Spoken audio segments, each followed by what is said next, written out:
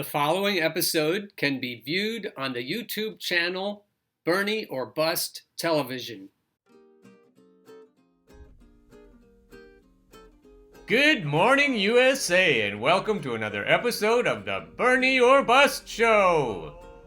There have been a lot of calls of late for us pundits to watch our tone, not just the infamous ones like me, I should say, not famous, but people like Kyle Kulinski, Crystal Ball, Jimmy Dore, Lee Camp, and on and on. And not only the pundits, but also the politicians.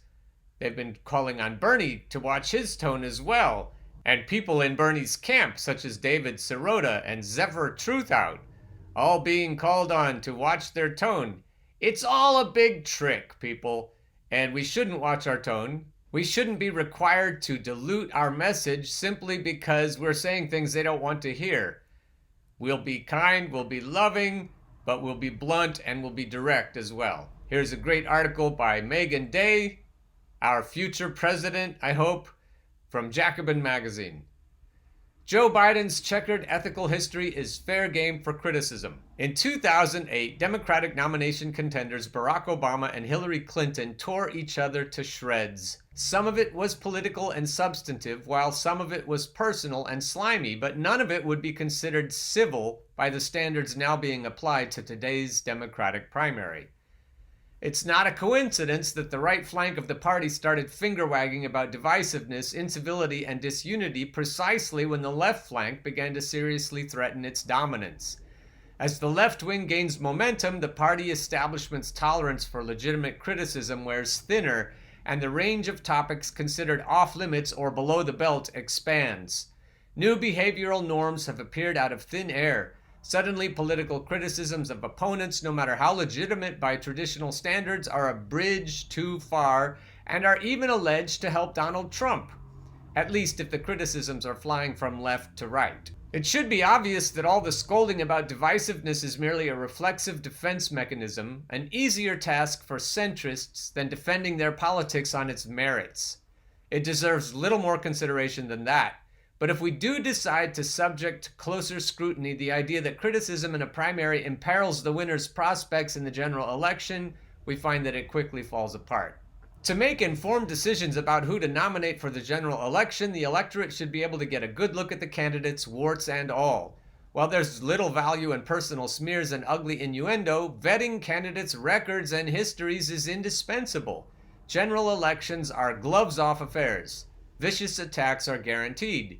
You don't want to end up in a situation where you're asking millions of people to defend a candidate against a charge that everyone knows deep down is indefensible. Therefore, it's best to air dirty laundry during the primary and let voters decide what they can tolerate in a general election. That's why Bernie Sanders had nothing to apologize for this week when his senior campaign advisor David Sirota sent an email to campaign supporters promoting an op-ed written by campaign surrogate Zephyr Truthout. The op-ed was titled, "Middle Class Joe Biden Has a Corruption Problem. It Makes Him a Weak Candidate." Law professor Truthout has made her name running for office against self-interested politicians and is the author of the book Corruption in America. This is her wheelhouse. Biden, she wrote, has perfected the art of taking big contributions, then representing his corporate donors at the cost of middle and working class Americans.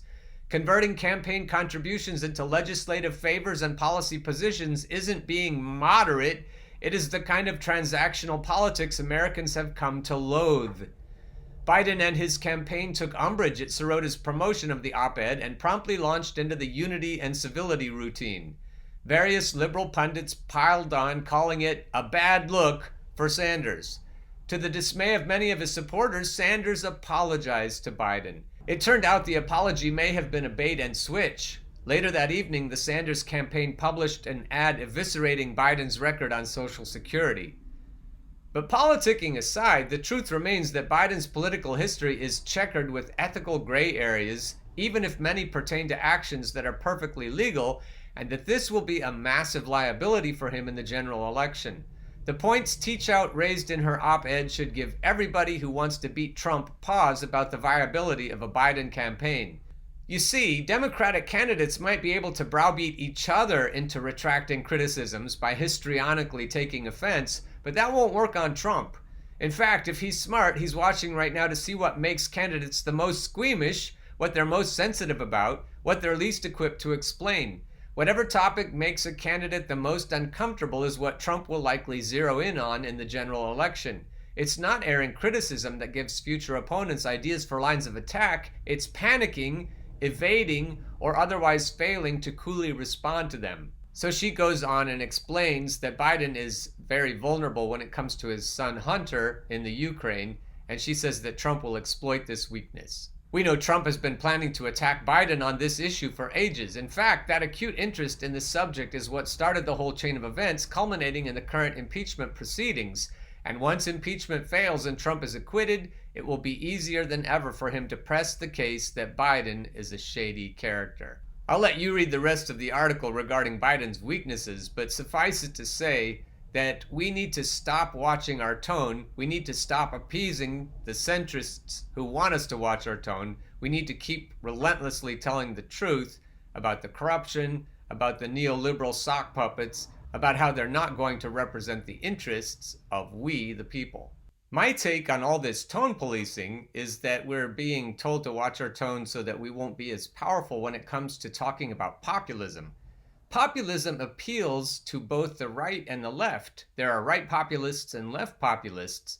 So if the populists start comparing notes and realizing that they have a lot in common, that would totally undermine the traditional power base of the neoliberal Democratic National Committee. That's the problem. So they're telling us to watch our tone anytime we start to sound like populists on the other side of the aisle, because they know as soon as we start figuring out that we have a lot in common, we're going to topple them. We're going to come right at them. Crystal Ball and Sagar and Jetty of The Hill Rising have been comparing notes across the aisle this way since they started their show. And it's interesting to hear from Crystal how populism can work from both sides of the political aisle to overthrow the neoliberal corporate sock puppets in the middle. That's exactly how I think about it. And you're right, there are many definitions of that word, and there are many connotations, both positive and negative, to that word.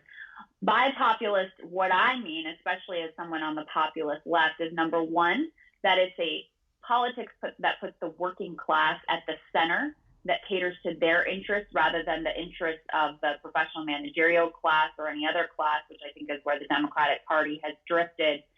And to the contrary of this idea that populism is reactionary or authoritarian, the left populism that I celebrate is actually rooted in a faith in democracy, a faith in the voters to make their own choices and their own decisions.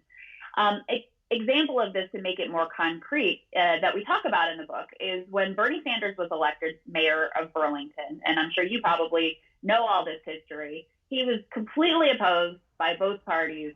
Sounds familiar, right? And so he gets into office, shocking victory, really narrow, barely wins by the skin of his teeth. And so what do the Democrats and Republicans, who still control the city council, they call it the Board of Aldermen, what do they decide to do?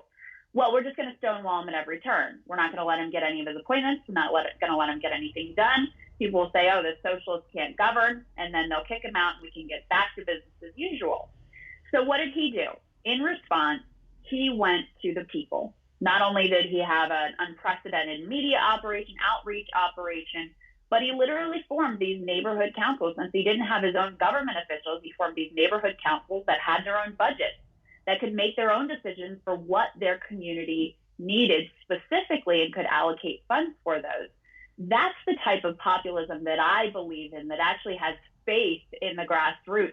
You're not having a strong man on top saying, this is how things are going to be and trust me and I'll fix it all. On the left, the populism I believe in actually puts their trust in the people and says, we're going to do this together. We have faith and we believe in you to make decisions for this country, not a sort of, anointed elite, which is the direction that the Democratic Party has been going in for so long, and which, look, I don't want to be derisive, but which is sort of fundamentally embodied by the Elizabeth Warren or the Pete Buttigieg model of, let's get the experts in a room, let's craft the white papers, and we are going to fix this for you, right, rather than we're all in this together and we're going to figure this out from the ground up. And that populism is dangerous. When Crystal and Sagar a lefty and a righty agree on things, and the people they represent agree on things, country people and city people, realizing that the working class poor are all in this together, and the solutions that help one side will help the other side, and there really are no sides. That's dangerous. That's where Crystal is going. That's where Megan Day of Jacobin Magazine is going. That's where Kyle Kalinske sometimes seems to be going. And even David Dole seems to be going. This idea that populism can reach across the aisle. And that makes people nervous. It makes them want us to watch our tone. As soon as we sound like each other, they want to call names and they want to get us to stop that right now. We were jumping on Kurt Bardella the other day, NBC, and he was saying that the Bernie bros are really picking on him and making him upset on Twitter. And Kyle Kalinske has an idea about that.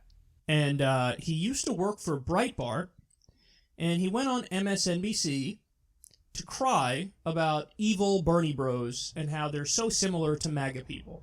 Piece, you talk about the Twitter Bernie bros and say that they actually have a lot in common with President Trump's army of online supporters, the MAGA group there.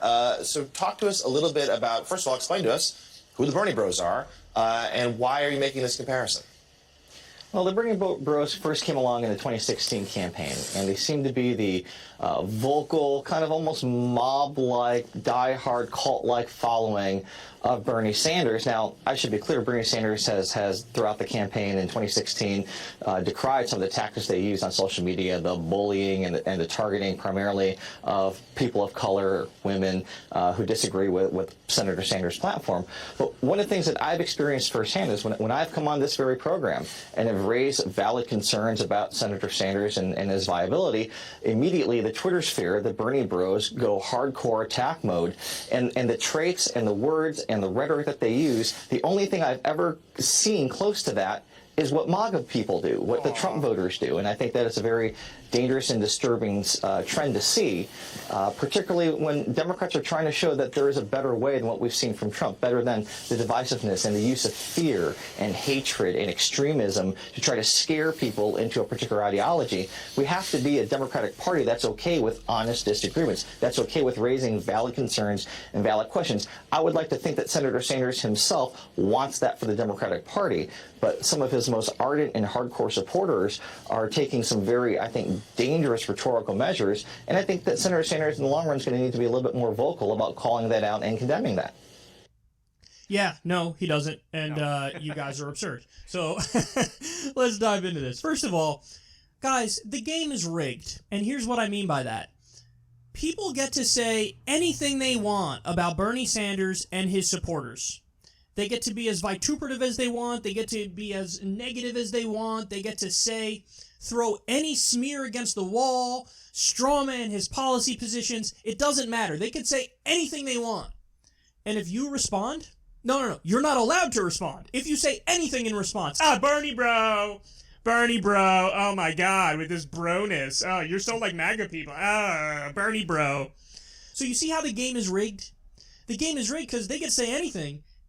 And if you respond to what they say, then, you're out of bounds. By definition, you're immediately out of bounds for responding to it. Well, then, I submit to these people. What should Bernie supporters say when his record is being mischaracterized, he's being strawmanned, there's unfair characterizations of him? What should they do? Then there's just the flat-out lies. They're bullying and targeting people of color and women. Not a single group of Bernie supporters has ever, in the history of Bernie supporters existing, targeted women and people of color. That's never happened. You know what Bernie supporters do? If they see somebody saying something dumb, saying something untrue, smearing their guy, lying, whatever it might be, they'll go after them.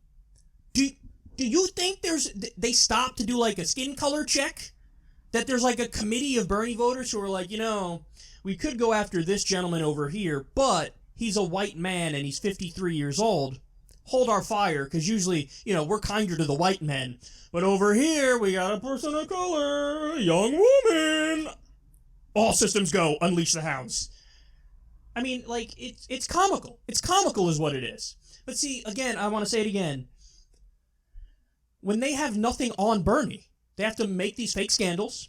And one of the wells that they keep going to is, and this is the implication is he's an old white guy, therefore he has to have some sort of retrograde social beliefs. And he has to be unwoke to a point where we could use it against him. And so that's why they have all these scandals that they make up. Oh my God, Bernie said a woman can't win.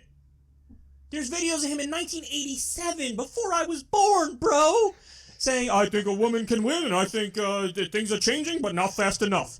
That guy behind closed doors is like, you know, Toots, I don't think these women got it cut out. I don't think they're cut out for the big leagues. That's not happening. Come on, man. It's so over the top and it's so silly.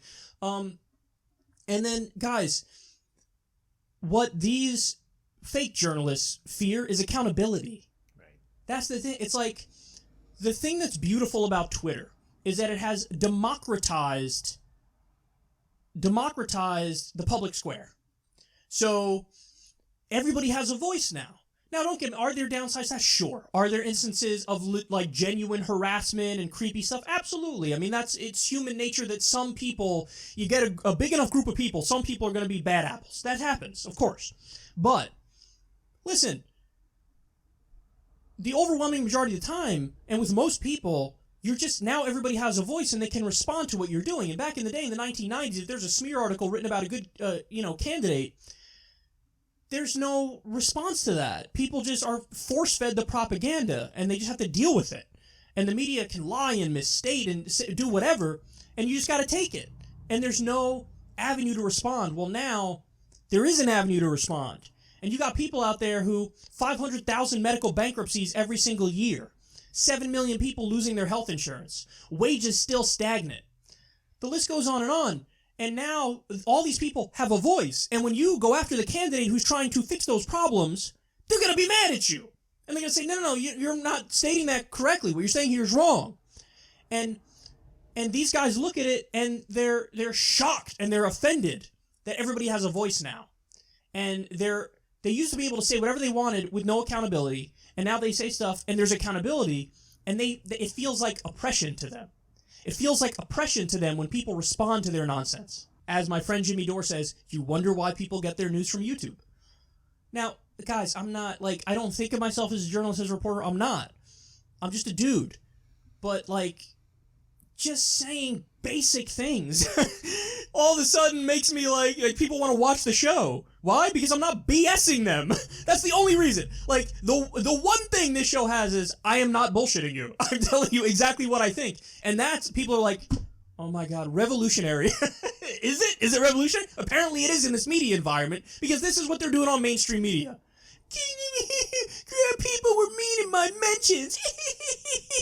Whoop-de-doo! People are dying because they don't have health care. I think that's more important. We made fun of the same guy on the Bob Show, Bernie or Bust, episode 200. Should Bernie Bros watch their tone? And the points are really important that Megan Day made and that Kyle just made, that we shouldn't have to watch our tone if we're telling the truth. The point I want to make, in addition to what Kyle said, is when you have Bernie supporters and Trump supporters sounding similar to each other, it's sometimes because they have similar needs and interests. And if they find that out, Kyle makes fun of MAGA supporters more perhaps than he should. There are lots of Trump supporters who also think Bernie has important things to say. And so rather than look at everyone like they're a basket of deplorables if they're on the right, that's the mistake that Crystal and Sagar don't make. And so when they talk about populism, they're thinking about it on both sides of the aisle more perhaps than Kyle is. And so I want to keep riding that wave of populism, whether it's right or left, right into the White House with Bernie Sanders. He speaks to both sides, and you have to admit it. I know truck drivers, this is anecdotal, but I know quite a few truck drivers who understand that Bernie is saying things a lot like Trump was saying it. And so what it comes down to is, will Bernie deliver on his promises?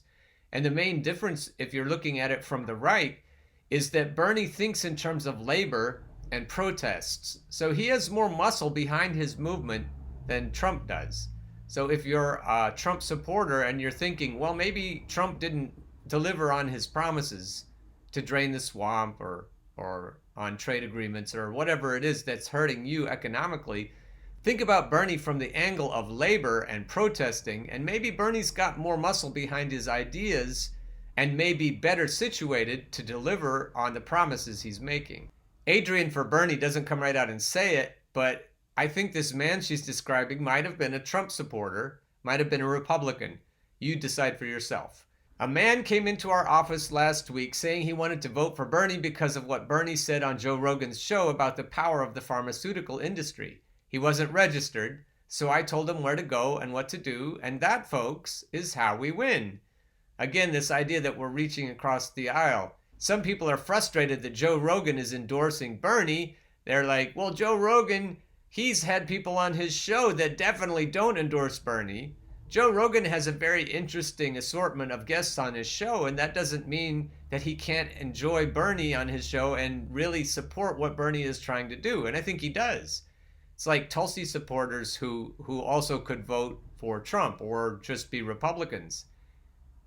We're getting this wrong. The tone police are condescending sometimes, and the tone police are making it difficult for Bernie support to reach across the aisle to the right. We need to stop doing this. In my ongoing conversations with Victor Tiffany, the co-founder of Revolt against Plutocracy and the OG of the Bernie or Bust movement, we keep wondering why pundits like Kyle Kulinski and Crystal Ball and Jimmy Dore won't cover the Bernie or Trump, Bernie or Bust movement this time, even though they came out openly and professed it last time. Some of them did. I don't think Kyle did. So the question remains, why won't lefty pundits cover Bernie or Bust / Bernie or Trump? And this is my idea. I think it's all about appeasement. It's not a strategic decision on the part of the leftists not to talk about it. It's more that they're caving into pressure. This pressure that Megan Day is talking about, not to honor Zephyr Truthout's expertise in the area of corruption when it comes to calling out Joe Biden. This is similar to Hillary Clinton's tactics to get people to watch their tone, calling people names, Bernie bros, and so on, to get them to soften their attacks. I think when this happens, we need to punch harder. That's kind of what Kyle was saying, and I think that all of us need to hear these criticisms, realize where they're coming from, and then punch harder. The centrist Dems are able to put a lot of pressure on the more radical lefty pundits and politicians to be civilized. That's why Bernie did the Unity March with the billionaires and their cronies on Martin Luther King Day. The leverage movement best represented by Bernie or Bust, Bernie or Trump supporters is both grubby in terms of class and uncivilized because it makes demands instead of requests. Anyone who has a big enough voice to be heard, the people who are the thought leaders, who have talent agents, those people, anyone who has a big enough voice to be heard probably has had to make some concessions to the Pelosi type calls for civility. It's deeply ingrained in DC culture, and that's why truly independent news sources are probably not going to be heard. The bigger their voices get, the more likely they are to feel pressure to appease their more acceptable colleagues, not to mention those who control their colleagues, who pull their strings. Kyle was talking about the fact that people watch his show because he's not on those strings, but I would like to see a little more proof of that, Kyle. I would like to see you talk about the Bernie or Bust movement, but even more, I'd like to see you cover the Bernie or Trump supporters who took the election away from Hillary last time and gave it to Trump, and will take it away from Biden or Warren this time and give it to Trump. I don't know why you're not covering that. Unless you feel some of this same pressure, you're laughing at the people who call for civility. You're laughing at the tone police, and yet you yourself are not willing to cover the Bernie or Bust movement or the Bernie or Trump phenomenon. And I'd like to see that change. Get on board the Bernie or Bust train. Come get on board the Bernie or Bust train.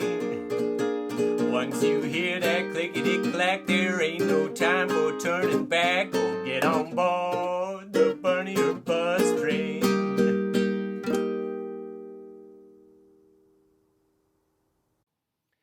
The preceding episode can be viewed on the YouTube channel Bernie or Bust Television.